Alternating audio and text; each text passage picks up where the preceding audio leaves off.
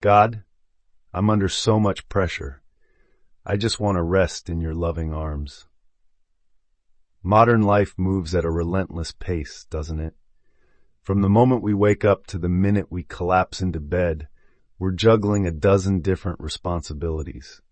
There's the inbox overflowing with work emails, the grocery list that never seems to end, the doctor's appointments we keep rescheduling, and the bills that somehow always arrive faster than our paychecks. Then there's family, keeping up with the kids' schedules or checking in on aging parents. It's a constant balancing act, and it's no wonder we often feel stretched thin. The pressure builds up quietly, like water slowly filling a glass until it's one drop away from spilling over. That feeling of fatigue isn't just physical, it sinks into our hearts and minds too. You might notice it in the way you snap at a loved one over something small or stare blankly at the TV, too tired to even process what's on. It's in those moments that we start craving something more than just a nap or a weekend getaway. We long for a refuge, a place where the noise fades and the weight lifts. For me, and maybe for you too, that place is God. Not the stern, far-off figure some imagine, but a presence that feels like coming home, like sinking into a soft chair after a long day, knowing you're safe. Think about the last time you felt truly overwhelmed. Maybe it was a deadline at work that kept you up all night, or a family argument that left you replaying harsh words in your head. In those moments, it's tempting to push through, to pretend everything's fine. But what if we paused instead? What if we admitted, even just to ourselves, I'm tired, I'm scared, I don't know how to keep going? That honesty can feel vulnerable, but it's also freeing. It's like opening a window in a stuffy room. Suddenly, there's space to breathe again. And when we turn to God with that raw truth, we're not shouting into a void. We're talking to someone who's been waiting to listen, ready to wrap us in a kind of peace that doesn't depend on everything being perfect. This isn't about escaping life's challenges. Those will always be there. It's about finding a steady anchor in the storm. Picture a tree in a windy field. The branches sway, the leaves might even fall, but the roots hold firm. God can be that root system for us, keeping us grounded when everything else feels chaotic. I've had days where I've sat on my porch watching the clouds drift by and just whispered, "Help me through this." No fancy words, no big ceremony, just a quiet plea. And somehow, in the stillness that follows, I feel lighter. It's not that the problems vanish, but they don't feel so impossible anymore. That's the gift of seeking God. Not a quick fix, but a deep, enduring calm that carries us forward. Let's be real. When life gets heavy, our first instinct is often to run from it. We scroll through our phones for hours, binge watch shows we don't even like, or pour ourselves into work so we don't have to think. I've done it too. After a tough day, I've found myself cleaning the kitchen at midnight, just to avoid sitting with my thoughts. It's like we're afraid that if we stop moving, the weight of our feelings will crush us. But here's the thing. Hiding from our pain doesn't make it disappear. It just festers, like a splinter we ignore until it gets infected. What if we tried something different? What if, instead of dodging those feelings, we faced them head on? I'm not saying it's easy. Admitting you're exhausted or anxious can feel like peeling back a bandage. It stings at first. But there's power in that honesty. It's the first step toward healing, like letting fresh air hit a wound. I remember a time when I was overwhelmed with a project at work. Deadlines were looming, and I felt like I was failing everyone. Instead of pushing through, I sat down one evening with a cup of tea and just let myself feel it. The frustration, the fear, all of it. Then I prayed, not with some polished speech, but with messy, real words. God, I'm drowning here. I need you. And in that moment, something shifted. I didn't get all the answers, but I felt heard. That's what God offers us, a safe space to be human. He's not sitting up there judging us for struggling. He's right beside us, like a friend who doesn't flinch when we cry or ramble. The Bible says, "Cast all your anxiety on him because he cares for you." 1 Peter 5 verse 7. And I love how simple that is. It's not about having it all together. It's about trusting that we don't have to carry it alone. I think of my friend Sarah, who went through a rough divorce last year. She told me how she'd sit in her car after work, just talking to God about her anger and sadness. She didn't hide it, and over time, she found peace. Not because her situation changed overnight, but because she let herself be real with him. Acknowledging our feelings isn't weakness, it's courage. It's saying, I'm not okay, but I'm still here and I'm reaching out. And when we do that with God, we're not just venting, we're opening the door to his strength. I've seen it in my own life. After those honest prayers, I'll wake up the next day with a little more energy, a little more clarity. Maybe it's the way the sunlight hits the trees differently, or how a coworker's kind word feels like a lifeline. God doesn't always fix things with a lightning bolt. Sometimes it's quieter, gentler, like a hand on your shoulder saying, "You're not alone in this." So next time you're feeling swamped, try it. Sit somewhere quiet, name what's weighing you down, and let God in. You might be surprised at how much lighter you feel. Finding strength in our weakest moments. We all have those days when we feel like we're running on empty. Maybe it's after a sleepless night worrying about money, or when a health scare leaves you staring at the ceiling, wondering what's next. I've had moments like that, times when getting out of bed felt like climbing a mountain. It's easy to think weakness is something to be ashamed of, like we're failing some unspoken test. But what if those low points aren't the end of the story? What if they're the beginning of something stronger? When we're at our weakest, we're forced to look beyond ourselves. I think of my neighbor Tom, who lost his job last year. He's a proud guy, always the one helping others, but suddenly he was the one needing help.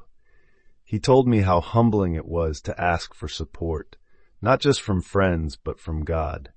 He started praying more, not because he had to, but because he didn't know what else to do. And over time, he found a resilience he didn't know he had. He landed a new job eventually, but more than that, he discovered a quiet confidence that came from leaning on something bigger. That's what God does. He meets us in our fragility and builds us up.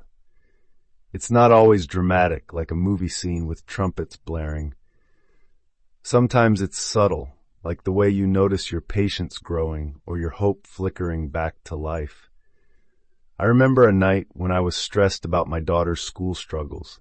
She'd been falling behind, and I felt like a terrible mom. Exhausted, I sat on the couch, staring out the window at the stars, and just said, "God, I can't fix this alone." No big plan, just a tired prayer. The next day I had a calm conversation with her teacher, and we worked out a solution. It wasn't magic. It was me finding strength I didn't know I had, because I'd asked for it. Weakness is universal. It's part of being human.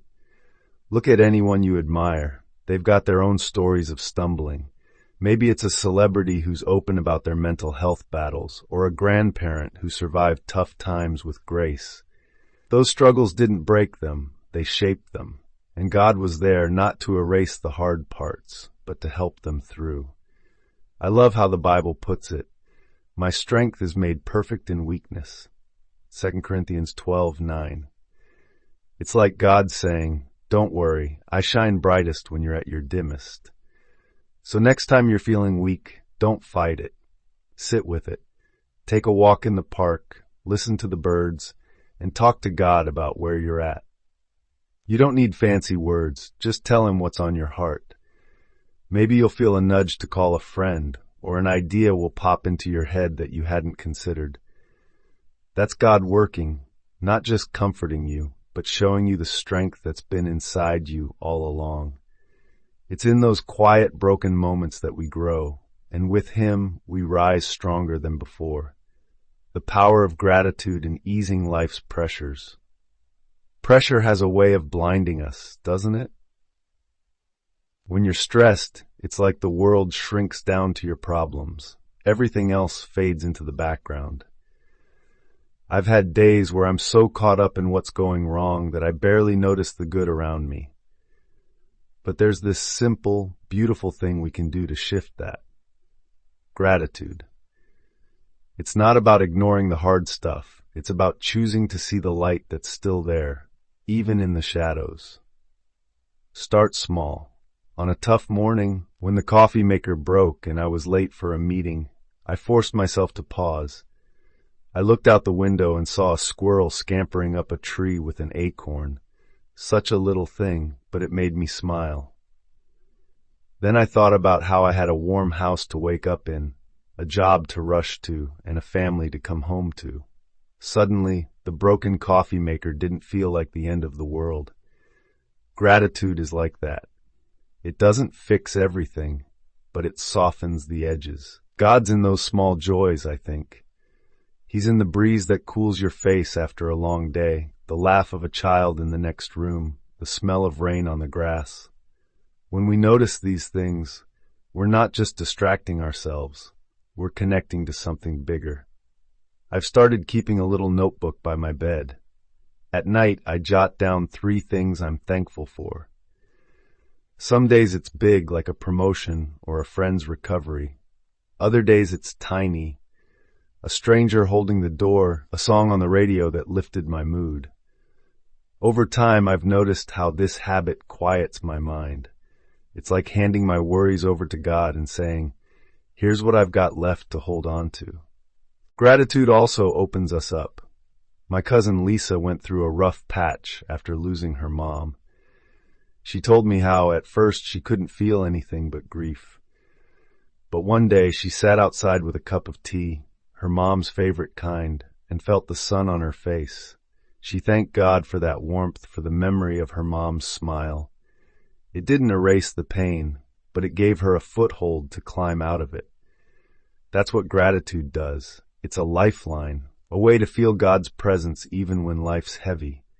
Try it next time pressure hits.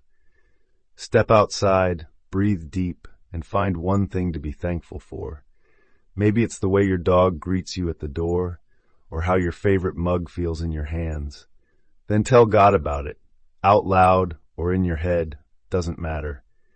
You'll feel your heart loosen, like a knot untying. It's not about pretending everything's perfect. It's about remembering that even in the mess, there's still good.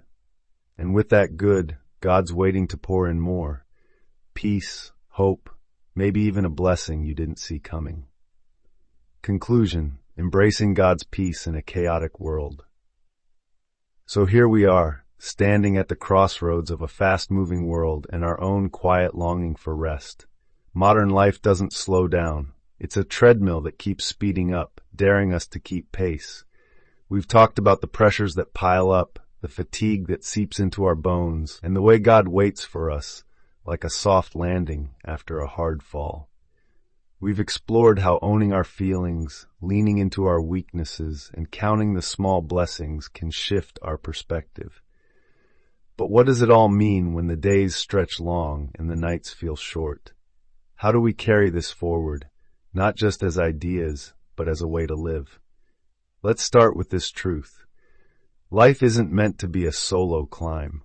We're not built to shoulder every burden alone, even though we often try.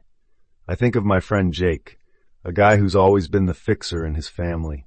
When his dad got sick last year, Jake took on everything: hospital visits, bills, keeping everyone's spirits up. He didn't want to bother anyone, least of all God, with his worries. But one night, after weeks of running on fumes, he broke down in his truck, tears streaming as he gripped the steering wheel.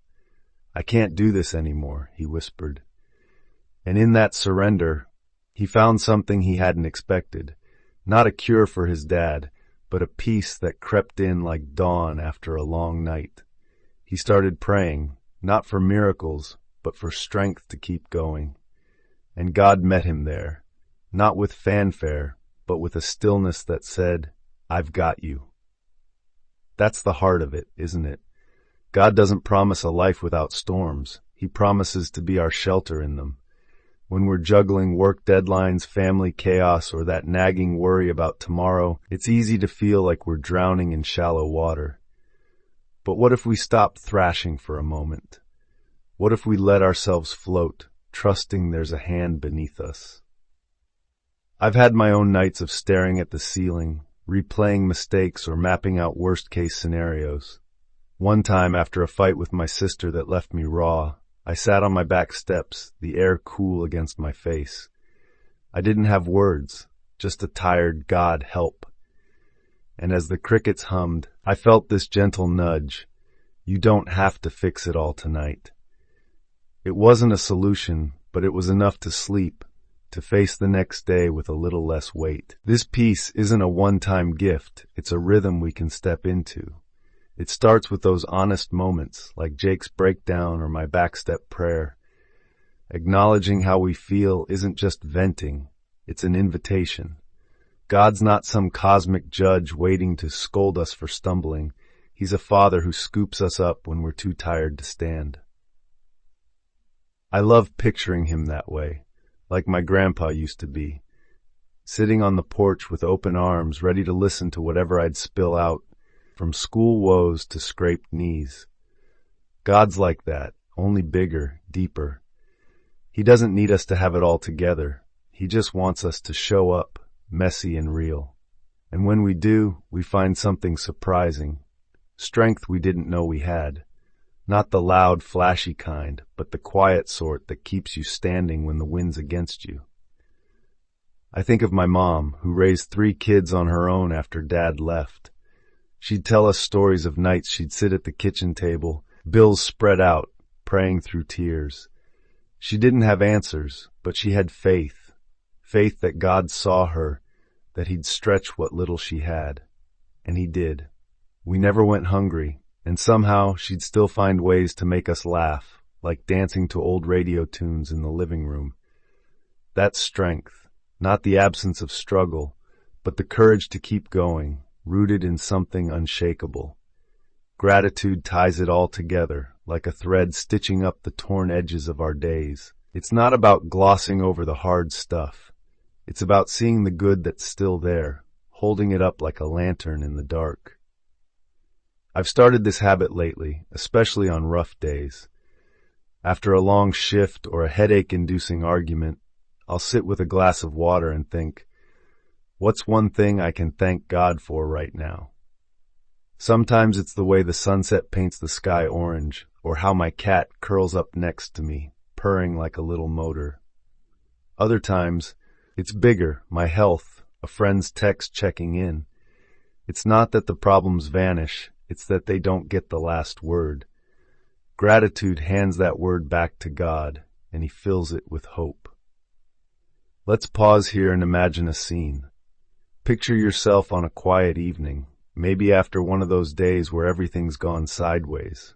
You're sitting somewhere cozy, your couch, a park bench, your front porch. The world's still spinning out there, but for now, it's just you in this moment. You take a deep breath, let it out slow, and look around.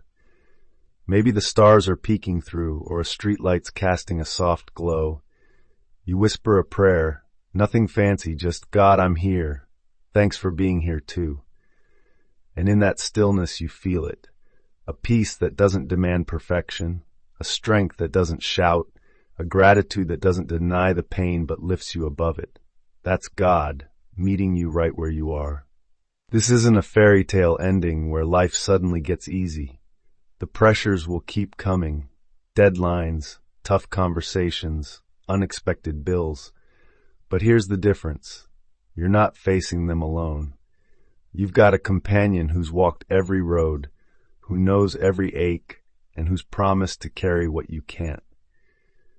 I think of the people I've met who've lived this out, like Mrs. Clara, the widow down the street. She lost her husband years ago, but she's always got a smile, always tending her little garden. She told me once, "Honey, I talk to God every morning. He's my coffee before the day starts." It's not that she doesn't miss her husband or feel the loneliness. She just knows where to take it, and that knowing keeps her steady. So where do we go from here? Back into the fray, I suppose, but with a new lens. When the inbox pings or the kids bicker or the news blares bad headlines, we can pause. We can say, okay, this is hard, but I'm not alone. We can look for the small graces, a hot shower, a kind word, a bird singing outside the window, and let them remind us of the bigger grace holding us up. We can pray, not as a last resort, but as a first step, trusting that God's listening even when we're too tired to hear ourselves. This journey we're on, it's messy, beautiful, exhausting, and holy all at once. And through it all, God's there, not as a distant idea, but as a living presence closer than our next breath. He's the peace we crave when the world's too loud, the strength we borrow when ours runs dry, the reason we can still say thank you when life's a tangle.